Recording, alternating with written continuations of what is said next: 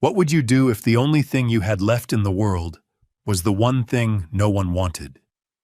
If your inheritance, after a life of quiet loyalty, was a punchline whispered at your own father's wake?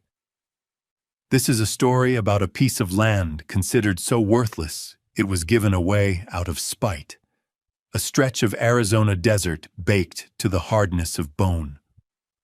But the truth waiting under that sun-scorched dust was a secret of water, memory, and immense value. A secret that would rewrite a family's history and forge a new future from grief. Settle in and stay close as we journey into the heart of the Sonoran Desert, where a dismissed daughter and a forgotten map are about to change everything. Let us know in the comments where you're watching from tonight as we tell the story of Whitaker's folly. Lucy Whitaker stepped down from the stagecoach, and the heat of Tucson rose from the ground in a solid, shimmering wave. It was a physical blow, a final insult after a month of them. The dust, the color of rust and old blood, settled instantly on the hem of her black mourning dress, a garment that had been respectable and somber in the green humidity of the east. But here was just a woolen cage. She clutched the handle of the single trunk that held her entire world. A few changes of clothes, a small tin of her mother's hairpins, and her father's collection of maps. Old, cracked, and heavy with the smell of leather and ink, they were the source of her current predicament. Her father, a man who had dreamed more than he had acted, had poured his last years and last dollars into these parchments, charting and recharting a piece of land no one had ever cared about. In the end, it was all he'd had left to give her. The rest, the house, the savings, the small but respectable portfolio of stocks, had gone to her uncles and their smirking wives, men who had called her father a fool in life, and now profited from his death. The lawyer's office swam in her memory, the scent of stale cigar smoke, the drone of legal language, and the final dismissive clause. To my only daughter, Lucinda, I leave my parcel of land in the Arizona Territory, a place of profound potential.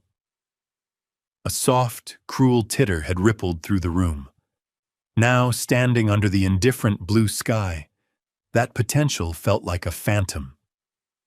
Her throat was tight with unshed tears and the fine, gritty dust of the road. She was 25 years old, alone, and the owner of nothing but a rectangle of dirt on a piece of paper. Her father's belief had to count for something. It had to. But as she looked down the long, unpaved street, past the false-fronted saloons and the weary faces of strangers, that belief felt as thin and fragile as a ghost. The weight of the trunk in her hand was the only solid thing in her world, a testament to a love that had left her stranded.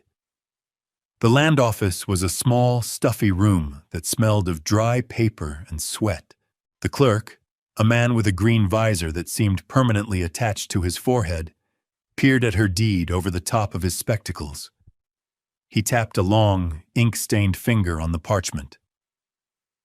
Section 22, Township 14 South, Range 16 East, he recited, his voice devoid of interest. Yes, ma'am. We have it on the territorial survey. Belongs to the late Mr. Thomas Whitaker. He didn't look up. Taxes are due in 2 months.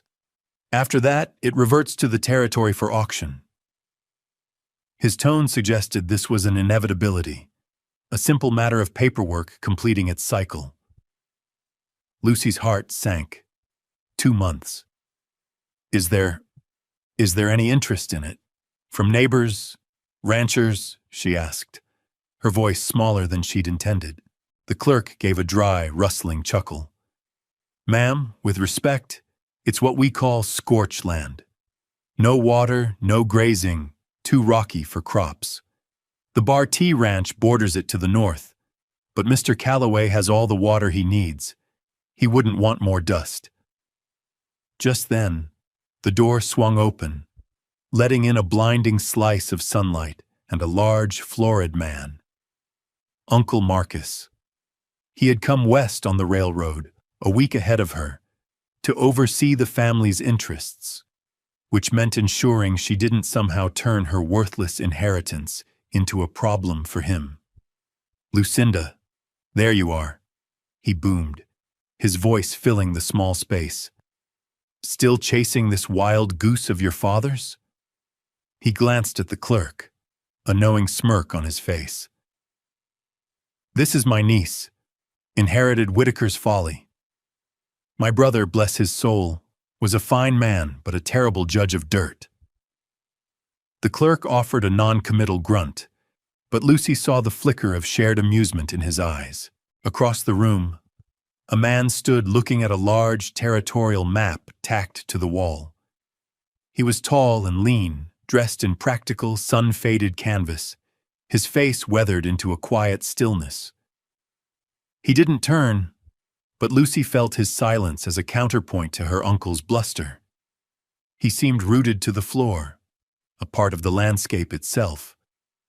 Marcus clapped her on the shoulder. "Sell it for the taxes, girl. Take the $50 and come stay with your aunt. There's no shame in admitting defeat." Defeat. The word hung in the air, thick and suffocating. She looked from her uncle's condescending face to the deed in her hand, her father's elegant, hopeful signature at the bottom. She couldn't. Not yet. She had to see it first. She had to stand on the ground he had believed in. What would you do? Would you listen to the laughter and walk away, or would you walk toward the silence and the dust? What secret could a piece of worthless land possibly hold? Let us know what you think in the comments, and be sure to subscribe for more stories of forgotten history and quiet courage. Now, Lucy had to find someone who could read the land, not just the ledger. The whispers followed Lucy Whitaker from the general store to the livery. She was the Eastern girl with the morning dress and the worthless deed, a walking piece of town gossip. "That's Thomas Whitaker's girl," she heard a woman murmur over a barrel of pinto beans. Poor thing. He filled her head with stories of silver and lost Spanish missions. A man leaning against a post spit a stream of tobacco juice near her boots. "More like lost his mind," he muttered to his friend. "Paid good money for a patch of hell."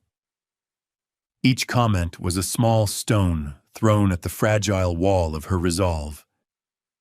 Her Uncle Marcus held court in the hotel saloon, buying rounds of whiskey and telling exaggerated tales of his brother's eccentricities. He painted a picture of a man lost in fantasy, a cautionary tale for any who would choose dreams over dollars. Lucy heard the stories relayed back to her, twisted and embellished, until her father sounded like a madman and she, his deluded disciple. She learned to keep her eyes down, her expression neutral, her purpose held close like a secret. One afternoon, seeking refuge from the oppressive judgment of the town, she walked to the edge of the settlement where the adobes gave way to the open desert. An old woman sat under the shade of a mesquite tree, a blanket displaying her hand-formed pottery. Her face was a beautiful map of wrinkles, her dark eyes holding a deep, settled calm. She was Pasquala, a Tohono O'odham elder who had seen decades of newcomers arrive with their loud ambitions and louder disappointments. Lucy stopped, drawn by the woman's silence. She ran a hand over a cool, smooth pot, its surface decorated with geometric patterns that seemed to speak of the earth itself. Pasquala didn't try to sell her anything. She simply watched. After a long moment, the old woman's gaze shifted from the pot to Lucy's hands, which were soft and pale, unused to the harshness of this new world. Then, her eyes lifted, looking past Lucy toward the distant, heat-shimmered mountains that bordered the very land Lucy now owned. Her voice, when it came, was was low and raspy, like stones rubbing together. La tierra más seca, she said, her English slow and deliberate. Recuerda el agua más profunda. The driest ground remembers the deepest water. Lucy stared at her, confused. It sounded like a proverb, a piece of desert poetry with no practical meaning. She thanked the woman, paid for a small, unadorned cup, and walked away, the cryptic words echoing in her mind. It was a warning, a blessing, a riddle. She couldn't tell which. All she knew was that it was the first thing anyone had said to her that didn't feel like mockery or pity. It felt like a key, though she had no idea what lock it might fit. The journey to Section 22 was a slow, grinding ordeal. Lucy spent the last of her traveling money on a sway-backed mule named Cicero and a rickety buckboard wagon that threatened to fall apart with every jolt. The man at the livery had given her a pitying look, but took her money all the same. She loaded her trunk, a barrel of water, and a sack of provisions, flour, beans, salted pork, and set out alone at dawn.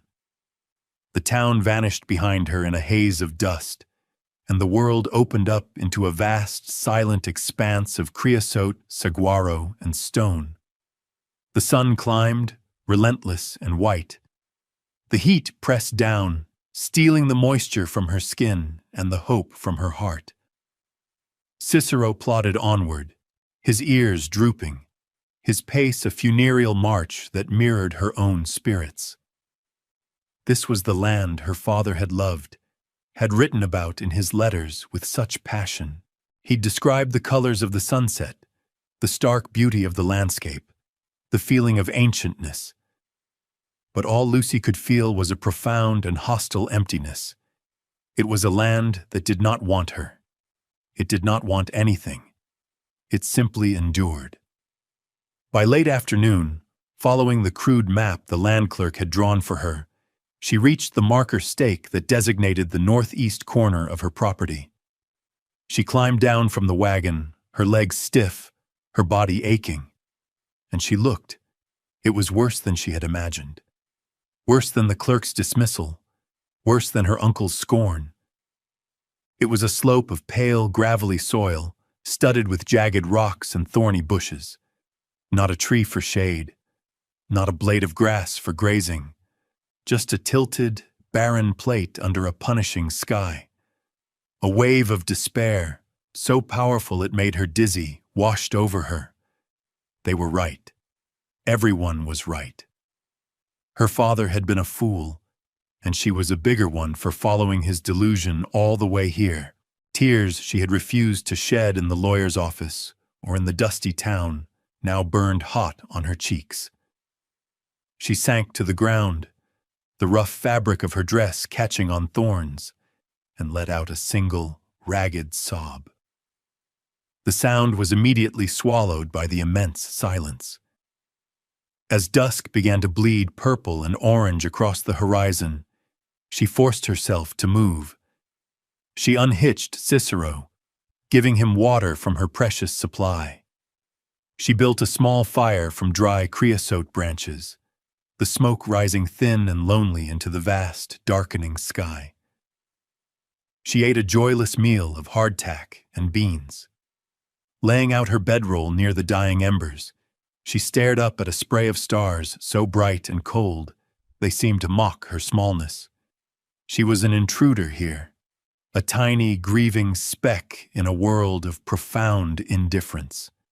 She fell into a fitful sleep, the deed to this wasteland tucked inside her bodice like a stone against her heart. The next morning, the world was remade in the cool, clean light of dawn. The despair of the previous night had receded with the darkness, leaving behind a quiet, stubborn resolve. She would not be defeated by a single night. She owed her father more than that. After a meager breakfast, she retrieved the heavy, leather-bound tube from her trunk.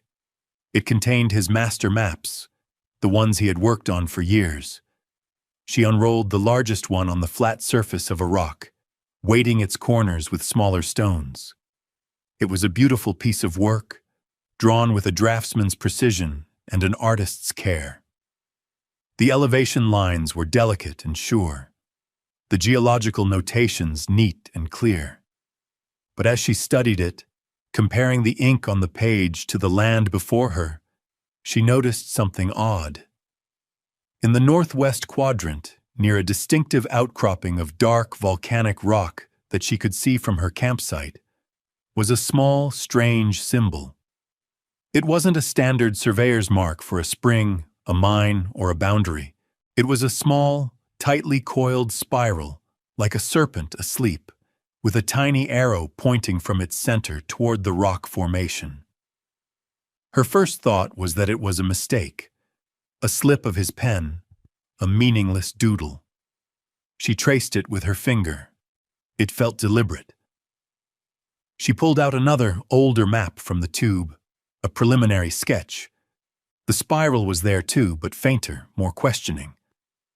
On a third, a geological survey, the area around the spiral was annotated with a single cryptic word: sonido, sound. She didn't understand. The land before her was the quietest place she had ever been. There was no sound, but the whisper of the wind and the buzz of a fly. She walked over to the outcropping, the sun already beginning to bake the ground. The rocks were black and sharp, a stark contrast to the pale soil around them. She kicked at the base with the toe of her boot. Solid. She knocked on one of the larger boulders with her knuckles. A dull, solid thud. Nothing. It was nothing. Just another of her father's fancies, a product of a mind that saw patterns where none existed. She felt a familiar pang of disappointment, a mix of love and frustration for the man who had bequeathed her this puzzle.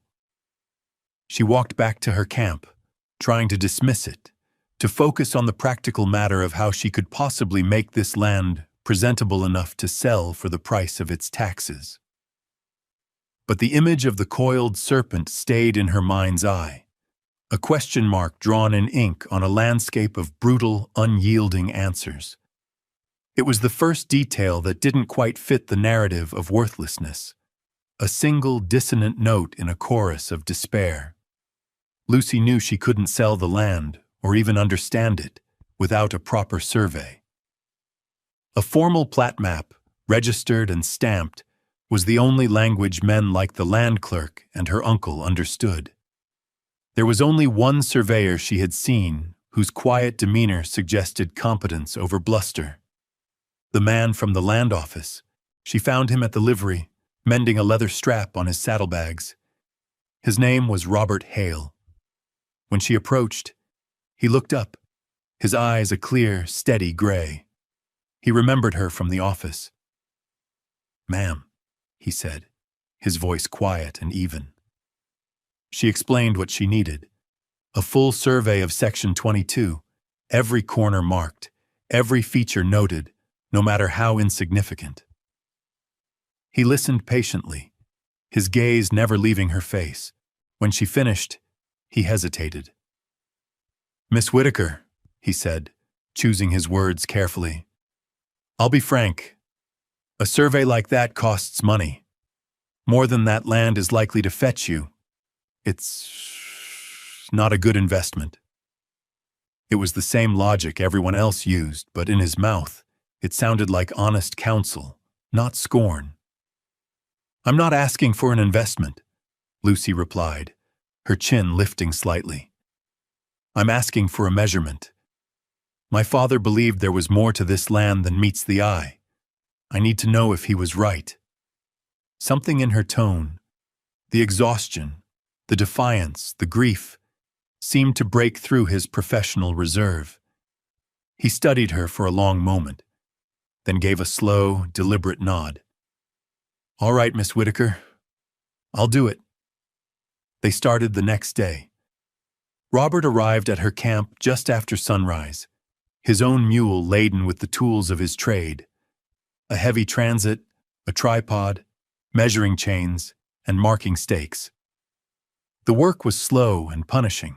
Lucy insisted on helping, dragging the heavy Gunter's chain through the thorny scrub, holding the stadia rod steady while he squinted through the eyepiece of his transit, her hands quickly becoming blistered and raw. They worked mostly in silence, a comfortable quiet that grew between them under the vast sky. Robert was a man of few words but precise actions. He moved with an economy of motion, his respect for his tools and his craft evident in every gesture. He was a widower, she learned in a brief exchange, his wife taken by fever 2 years prior. He spoke of it simply, a fact stated without sentimentality. Yet the loss was there in the settled quiet of his eyes.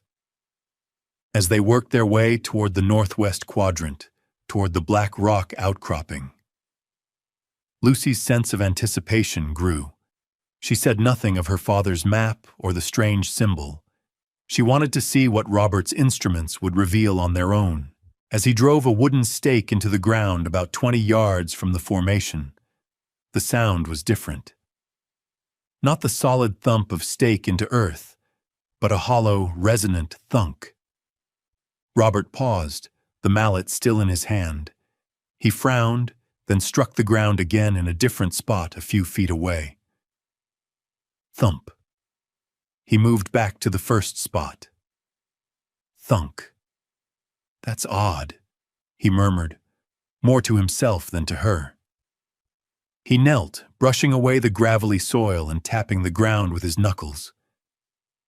It was faint, but unmistakable. A hollowness, a space beneath the surface.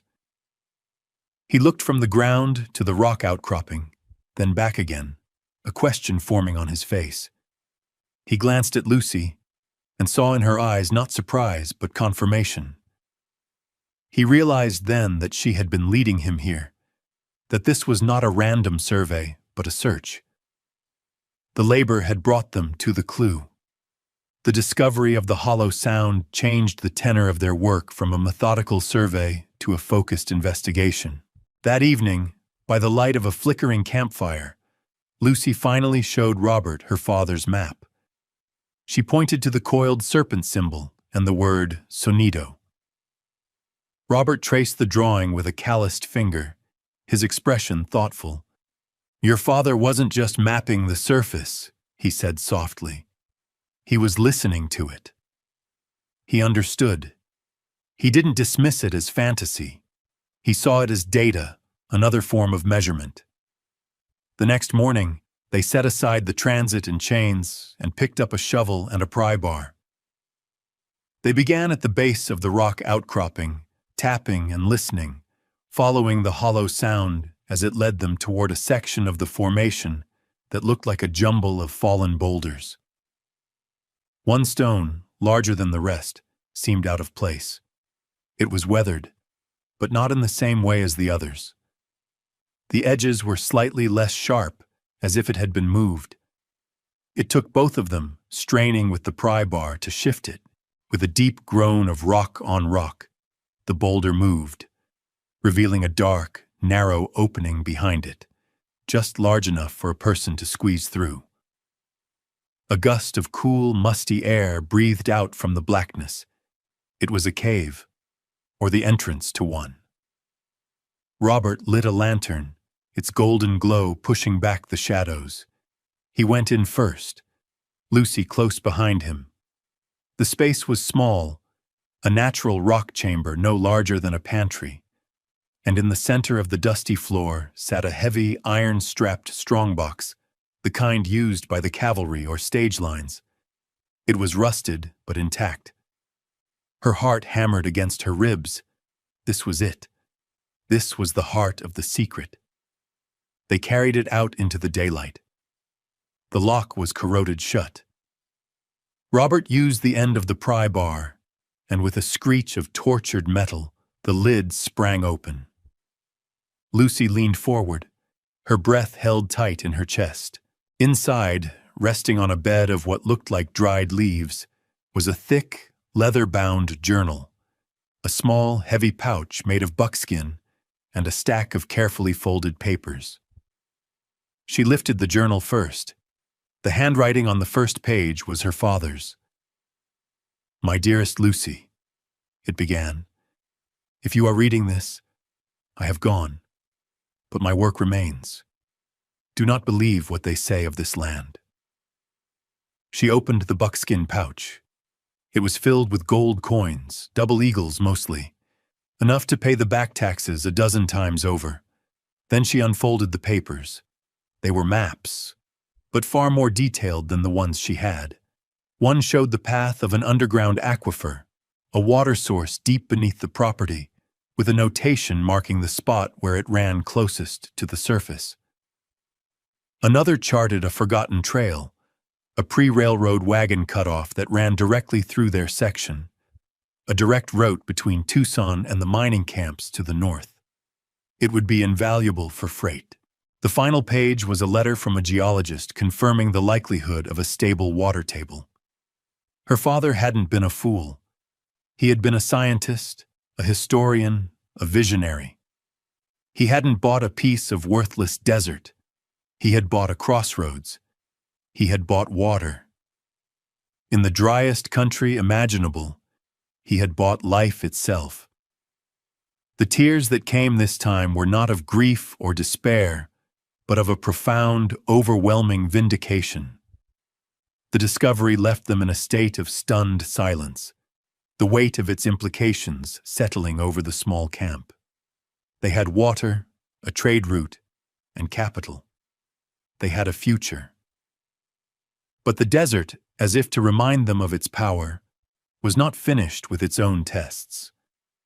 By mid-afternoon, the sky to the west began to change color, shifting from a clear, hard blue to a bruised, yellowish brown. The air grew still and heavy, charged with an electric tension. "Dust storm," Robert said, his voice grim as he scanned the horizon. "A bad one. We need to get under cover." The wind picked up in an instant, hot and abrasive, whipping sand into their faces. The approaching wall of dust was immense, a churning, tumbling monster that blotted out the sun and turned the day to a terrifying twilight. There was no time to pack the camp or secure the wagon. "The cave!" Lucy shouted over the rising shriek of the wind. They scrambled for the small opening behind the rock, pulling the heavy strongbox and their water canteens in with them, just as the full force of the storm hit. The world outside dissolved into a roaring, blinding chaos of sand and wind. Inside the small chamber, it was dark and cramped, the air thick with the smell of ancient dust. The lantern cast dancing shadows on the rock walls as the storm raged, the sound a deafening howl that seemed to shake the very foundations of the earth. They were trapped, but safe. Hours passed. The storm showed no sign of abating. Sometime in the deepest part of the tempest, they heard a new sound, a desperate human cry, nearly lost in the wind's fury. Robert and Lucy exchanged a look of alarm. He tied a rope around his waist, handing the other end to Lucy. "Hold this. Don't let go," he ordered. "I'm going to look." Bracing himself against the gale, he edged out of the cave, disappearing into the brown maelstrom. Lucy held the rope with all her strength, her knuckles white, her heart pounding with fear. Minutes felt like an eternity. Then, a tug on the rope. She pulled, and Robert stumbled back into the opening, half carrying, half dragging a man, a woman, and a small, terrified child. They were a family, their wagon shattered by the wind, their horse lost to the storm. Their faces were caked with mud and tears, their eyes wide with shock. Lucy didn't hesitate. She gave them water, shared the last of her bread, and wrapped the shivering child in her own bedroll. Huddled together in the tiny, lantern-lit cave, 5 people waited out the storm, strangers bound by a shared moment of crisis and a simple act of shelter. Lucy looked at the grateful faces of the family, at Robert's steady presence beside her, and understood something profound. This land had asked for more than just her belief. It had asked for her stewardship. In offering sanctuary, she had laid the first true stone of her new home. When the wind finally died and the sun broke through, the world was scoured clean, covered in a fresh blanket of fine red dust. The air was cool and washed. The family, whose name was Clark, was overwhelmed with gratitude. Their wagon was a wreck, but they were alive. "We'd have been lost, mister," Clark said, his voice thick with emotion, shaking Robert's hand. "Buried. We owe you our lives." Lucy assured them it was nothing, but she knew it was everything. As Robert helped Mr. Clark rig a crude travois to carry their belongings back to town, Mrs. Clark pressed the small pottery cup Lucy had bought from Pasquale back into her hands. "You keep this," she said, "to remember that even in the worst of it, there's kindness." The Clark story spread through Tucson before they had even finished their first meal at the hotel. They spoke of the sudden, violent storm, their near-death experience, and the quiet woman and the surveyor who had pulled them from the jaws of the tempest. They spoke of a cave, of shelter, and of a generosity that asked for nothing in return. The whispers about Lucy Whitaker began to change. The deluded Eastern girl became the brave woman from Section 22. The story of her inheriting Whitaker's folly was now told with a note of curiosity, not scorn. A week later, guided by the detailed map from her father's journal, Lucy and Robert found the spot. It was a shallow basin, barely distinguishable from the surrounding terrain. But when Robert drove a steel rod into the ground, it sank easily, and when he pulled it out, the tip was wet. They had found the water. The news of the spring, confirmed by the land clerk who came out himself, was a seismic event. Water was the currency of the territory, more valuable than gold. Suddenly, Section 22 was no longer the middle of nowhere. It was the key to the entire region. Freight wagons, ranchers, and the railroad all needed reliable water. Her father's forgotten cut-off trail was now a vital artery. Her Uncle Marcus appeared at her camp one evening, his usual bluster gone. Replaced by a look of stunned disbelief, he stared at the well-digging equipment Robert had hired, at the fresh survey stakes marking out a town site. I don't understand," he stammered. "Thomas never said—" "He tried to tell you," Lucy said, her voice even and calm, without triumph or malice. "You just weren't listening." Marcus looked at his niece, at the confident set of her shoulders and the sun-browned strength in her face. He saw not the foolish girl he had pitied, but the inheritor of a wisdom he had been too arrogant to recognize. He turned and left without another word, humbled not by her wealth, but by her father's enduring vision. The town no longer laughed. It watched in reverent silence as Whitaker's folly began to bloom. The seasons turned.